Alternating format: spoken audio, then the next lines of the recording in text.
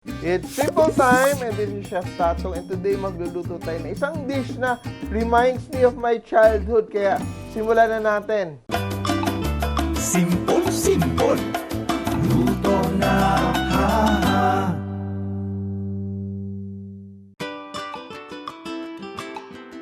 This recipe is part of the Simple Cookbook series where we try to make cooking as simple as ABC, and ngayon gagawa tayo ng very simple na ginataang alimasag. So, alimasag is blue crabs. Kanina pagdating dito sa ating kitchen, buhay pa siya. So, eto medyo nagpas na siya. And what we will do now, we will just saute, no? Very simple, saute. Pwede naman siyang hindi saute, but once you saute it kasi, it really brings out the aroma and the flavor of the ingredients. Yan. So, garlic, onions, and ginger. So, ito talaga siya pag seafood may ginger. Yan. So, we saute it until it's tender and very aromatic. And I add my kangkong leaves. So, be sure to wash your kangkong leaves very well. And I saute my kangkong leaves. So, ito siyang dish na to.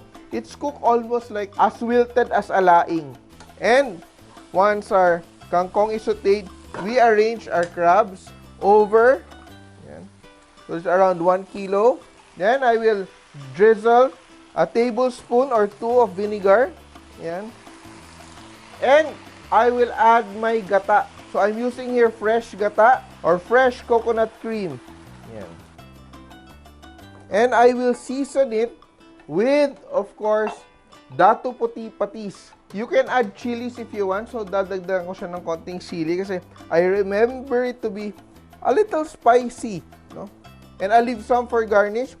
And we added the suka earlier because the vinegar, the little, bit of, tang or yung asim niya will bring out the sweetness of our seafood. Kaya we put a little bit of the suka. And I just cover my pot and let it simmer. And as soon as our crabs turn orange, ibig sabihin luto na siya. So let's transfer it to our plate. Ito. So, we don't want to overcook our crabs. No? Very important lang na mag-change yung color niya para very juicy and succulent pa rin siya. Ayan. Very nice ating crabs. But we are not yet done kasi yung gagawin natin dito is we want to cook our gata and our kangkong much more until, nagre-render na ng konti yung kanyang oil.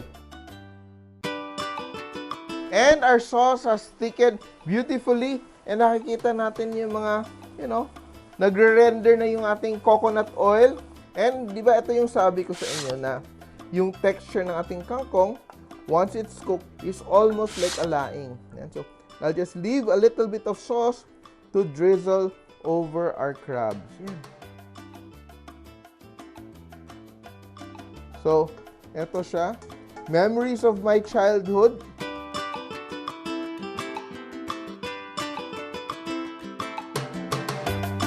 Try this at home, this very lovely and delicious recipe, ginataang alimasag, at tandaan nyo, kahit sino kaya magluto, basta simple! Mga ka-simple, remember, loving is sharing, kaya share this video and like nyo na rin. Kain muna ako. Bye!